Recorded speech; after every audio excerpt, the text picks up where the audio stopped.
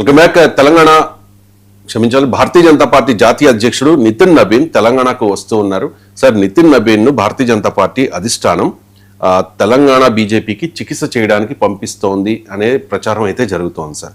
అంటే internal problems అలాగే పని చేయని నేతలపై నజర్ పెడతారట నితిన్ నబీన్. ఏంటి సార్, తెలంగాణ బీజేపీకి ఎలాంటి చికిత్స అవసరం sir? Nitin Nabin all India president, మళ్ళీ ఆయన ఇంకోరు పంపించింది ఏంటి? మీరు చాలా ఆశ్చర్యంగా మాట్లాడుతున్నారు. ఆయనే ఆల్ ఇండియా ప్రెసిడెంట్ కదా, ఆయనే ఇంకెవరైనా పంపిస్తాడు. ఇప్పుడు ఆయనే రంగంలో దిగుతున్నాడు కదా. ఇప్పుడు ఆయనే కాదు, అంతకుముందు మోడీ తెలంగాణ ఎంపీలతో సమావేశమయ్యారు, గుర్తుండే ఉంటుంది.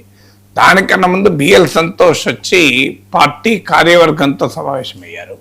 సో జాతీయ నాయకత్వం యొక్క విశ్వాసం ఏంటంటే మనకు తెలంగాణలో అవకాశాలు ఉన్నాయి, కానీ నాయకత్వ ధోరణుల వల్లనే, నాయకత్వ పరివిధానం వల్లనే మనం అవకాశాలు కోల్పోతున్నాం. ఇది బీజేపీ జాతీయ నాయకత్వం ఫోమ్ విశ్వాసం. ఎందుకంటే మీకు మోడీ ఆ రోజు కూడా చెప్పారు, మేము బీజేపీకి 2 సీట్లు వచ్చినప్పుడు ఒకటి గుజరాత్ నుంచి వస్తే ఇంకోటి తెలంగాణ నుంచి వచ్చింది. మేము తెలంగాణ వైపు ఆశతో చూసేవాళ్ళము. మరి వాళ్ళ బీజేపీ గుజరాత్లో ఎక్కడుంది, తెలంగాణలో ఎక్కడుంది అని కంపారిజన్ కూడా చేశారు.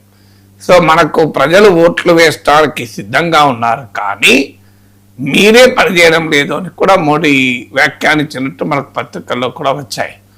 తర్వాత మీకు పార్లమెంట్ ఎన్నికలకు వచ్చే వరకు బీజేపీకి భారీగా ఓటింగ్ వస్తున్నాయి, సీట్లు వస్తున్నాయి. అంటే మోడీకి ప్రైమ్ మినిస్టర్ చేయాలి అన్నప్పుడు ఓట్లేస్తాను, కానీ తెలంగాణలో అధికారం ఉన్నప్పుడు ఓట్లేయడం లేదు. మీకు ధర్మపురి అరవింద్ సందేహానికి కూడా, ధర్మాగ్రహానికి కూడా వ్యక్తం చేశారు. ఏంటి, మా పార్టీకి ఇప్పటి వరకు 3 సార్లు తెలంగాణలో అసెంబ్లీ ఎన్నికలు జరిగితే 2014లో 5 సీట్లు, 2018లో 1 సీటు, ఇప్పుడు 8 సీట్లు, మొత్తం కలిసి 14 సీట్లు వచ్చాయి. మరి ఎందుకు రావడం లేదు? పార్లమెంట్ ఎన్నికలకు మాకు ఓటేసిన ప్రజలు అసెంబ్లీ ఎన్నికలకు వచ్చే వరకు ఎందుకు ఓట్లేస్తలేదు? ఇప్పుడు పార్లమెంట్ సీట్లు 17 ఉంటాయి, బీజేపీకి 8 వచ్చాయి, 8 సీట్స్ అంటే నియర్లీ 50% వచ్చాయి, కాంగ్రెస్తో సమానంగా వచ్చాయి. మరి లోక్సభ అసెంబ్లీ ఎలక్షన్లకు ఏమైనాయి? కాంగ్రెస్లో 65 వస్తే వీళ్ళకి 8 వచ్చాయి. మరి సగం రావడం కాదు, క్వార్టర్ కూడా రాలేదు. అంటే అలా పోలికే లేదు. అసెంబ్లీ ఎన్నికలకు 14% ఓటింగ్, లోక్సభ ఎలక్షన్లో 35% ఓటింగ్.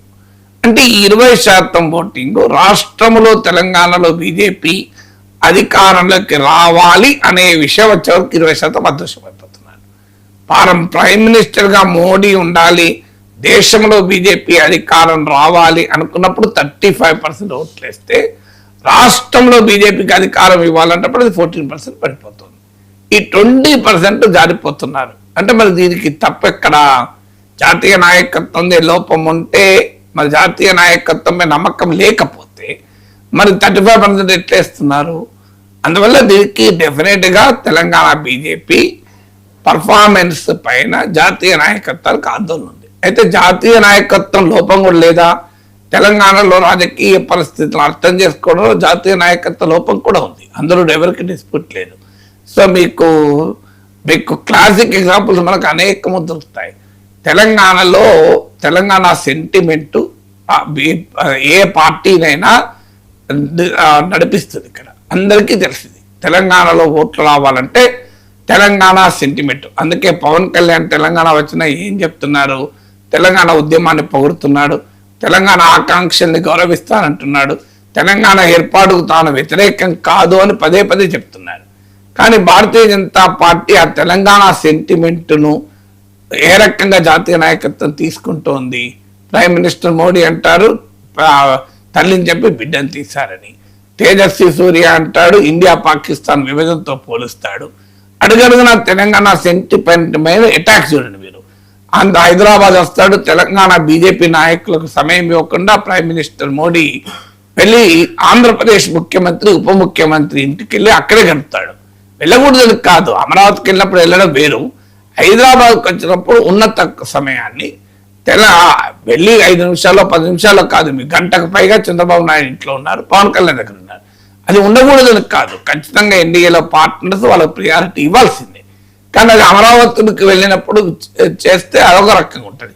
హైదరాబాద్కి వచ్చి తెలంగాణ నాయకులకు సమయం ఇవ్వకుండా వెళ్ళడము అనేది తెలంగాణ సెంటిమెంట్కు ఎక్కడో ఒక చోట, అంటే తెలంగాణ అంటే చిన్న చూపు, తెలంగాణ అంటే తక్కువ అభిప్రాయం ఉంటుంది అనేది పెరగటానికి దోహదం చేస్తుంది.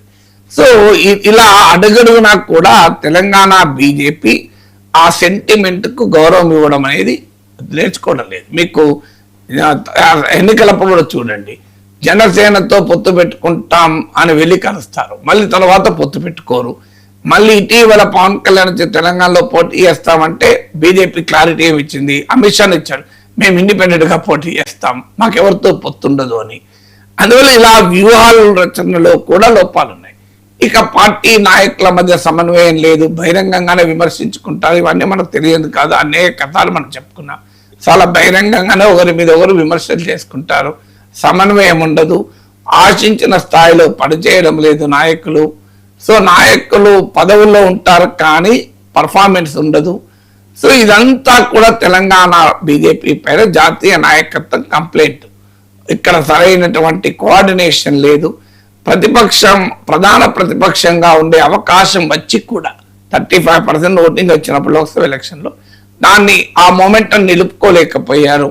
సో ప్రజా సమస్యల పైన స్పందించే విషయంలో కూడా బీఆర్ఎస్ దూకుడు చూపెట్టలేకపోతున్నారు. బీజేపీలో ఉన్న నాయకులకు కాంగ్రెస్ ముఖ్యమంత్రితోనో లేకుంటే బీఆర్ఎస్ మాజీ ముఖ్యమంత్రితోనే సంబంధాలు ఉన్నాయన్న భావన కార్యకర్తలకు కూడా వ్యక్తమవుతోంది. సో ఇలాంటి అసలు బీఆర్ఎస్ తో పొత్తు ఉంటుందా ఉండదా అనే విషయంలో రోజుకో మాట మాట్లాడడం. ఒక నాయకుడు అంటాడు బీఆర్ఎస్ తో పొత్తు పెట్టుకుని తప్పేందని ఒక పార్టీ ఎమ్మెల్యే అంటాడు, లేదు పొత్తు లేదు మేము ఎట్టి పెట్టుకొని ఇంకోరు అంటారు. సో ఇలా ఆఖరికి తెలంగాణలో హిందుత్వం వల్ల పెరుగుతామా లేదు అభివృద్ధి అనే స్లోగన్తో పెరుగుతామా అనే విషయంలో కూడా ఏకాభిప్రాయం ఉండదు. సో ఇలా ప్రతి దాంట్లో కూడా గందరగోళం అనేది బీజేపీలో కనబడుతోంది. అందువల్ల బీజేపీకి చికిత్స అనేది పెద్ద పదం కావచ్చు కానీ something is seriously wrong with the Telangana BJP అనేది జాతీయ నాయకత్వ అభిప్రాయం. ఇక సాయి కృష్ణ లాకప్ డెత్